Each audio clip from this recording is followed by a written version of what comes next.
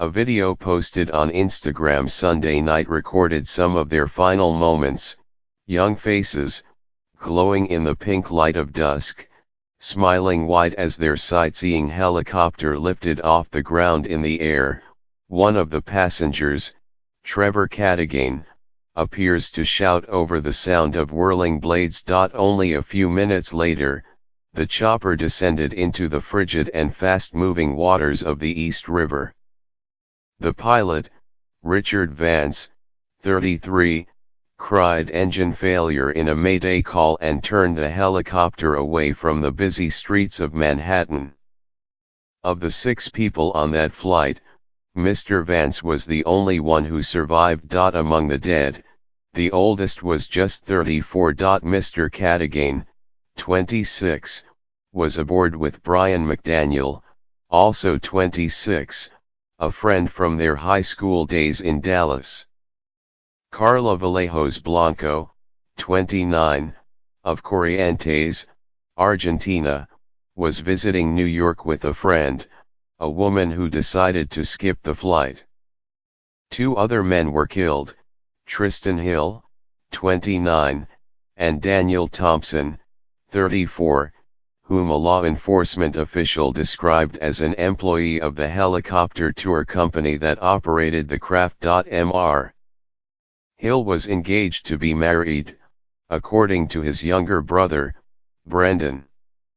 The date was less than 2 months away. He always inspired me to be better, Brendan Hill said. I was getting ready to write a speech for the wedding, not the eulogy for his funeral. Tristan Hill was one of 3 brothers raised in Reno, NEV. He played basketball at Missouri Valley College, and he stayed involved with the sport after graduation. He coached with the Boys and Girls Club of America and organized a charity basketball camp for children in Reno, a fundraiser for the Boys and Girls Club.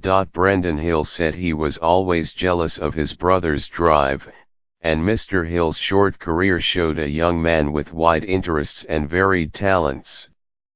He worked at the Sierra Nevada Corporation for a time, and briefly co-owned a bar in Reno called the Stamp Social Club, which was in the basement of an old 1930s post office. He even interned on Capitol Hill for Representative Michael R. Turner, a Republican from Ohio. In a statement on Monday, Mr. Turner said, Tristan's personality, intellect, and constant smile were always on display when he worked with us. I was deeply saddened to learn of his passing, and my prayers go out to his family. The joy and happiness that he brought to all of us will not be forgotten. But it was Mr. Hill's latest venture, his younger brother said, that brought him into the tourist helicopter. He moved to New York a few months ago to work on a sightseeing website called Sightsee, where he was the director of operations. One of the activities listed on Sightsee is the Manhattan Sky Tour, New York helicopter flight. Mr. Hill's other brother, Ian Hill, wrote a tribute to him on Facebook. The world lost a legend last night, he wrote. Few have brought so many together. It is in that vein I post, to help let those people know. It never mattered the schedule, if there was an experience to be lived, or more important a friend in need, he rose to the occasion. Ms. Vallejos Blanco arrived in New York from Argentina on Wednesday and was planning to stay for a week, said Mateo Estreem, the Consul General of Argentina in New York. Roxana Blanco, Ms. Vallejos Blanco's aunt, told Pulso, an Argentine radio station, that her niece's traveling companion decided she would rather skip the Sunday evening ride. Carlita liked to take pictures and wanted to take pictures from the helicopter, and her friend wanted to do something else, Ms. Blanco said. So they agreed to meet at a certain spot later. Also on the ride was another young person who had recently moved to the city, Mr. Cadogan, the man who took the video. He studied journalism at Southern Methodist University in Dallas and recently moved to New York to work at Business Insider, a business news website. He graduated from Bishop Lynch High School in Dallas in 2010, according to WFAA, a Dallas television station and ABC affiliate, where his father, Jerry Cadogan, is the production manager for all of us who had worked in journalism and knew what it took to get out there and get it done. Every one of us thought that Trevor had it, said Tony Pedersen, the chairman of the Division of Journalism at Southern Methodist, who taught Mr. Cadogan in a media ethics course. Teaching Trevor made all of us pretty optimistic about the future of journalism and news media.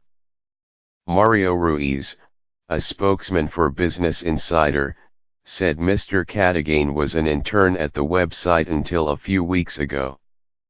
He was a smart, talented, and ambitious young journalist and producer who was well liked and made a big contribution, Mr. Ruiz said in an email. Our hearts go out to his family and friends. Mr. Cadogan was on the helicopter with his friend from high school, Mr. McDaniel. The two were on the football team together and remained friends after they graduated. Mr. McDaniel was a firefighter with the Dallas Fire Rescue Department and had been on vacation in New York. He was a fire rescue officer assigned to Fire Station 36 in West Dallas, according to a statement from Dallas Fire Rescue officials. Mr. McDaniel had been with the department since May 2016. Christopher L. Rebuck, the president of Bishop Lynch, said he saw Mr. McDaniel in November when he came by the high school campus to get transcripts. He was absolutely so proud that he was in a position to be able to serve his community as a fireman, Mr. Rebuck said. I could tell that he had really found his place in terms of vocation and what he was meant to do. Mr. McDaniel's father, Alan L. McDaniel, said he was too distraught to talk about his son on Monday morning. I just can't talk about it right now, he said. He's a great kid, and so was Trevor, his friend that he was with. His voice caught, and Mr. McDaniel began to cry.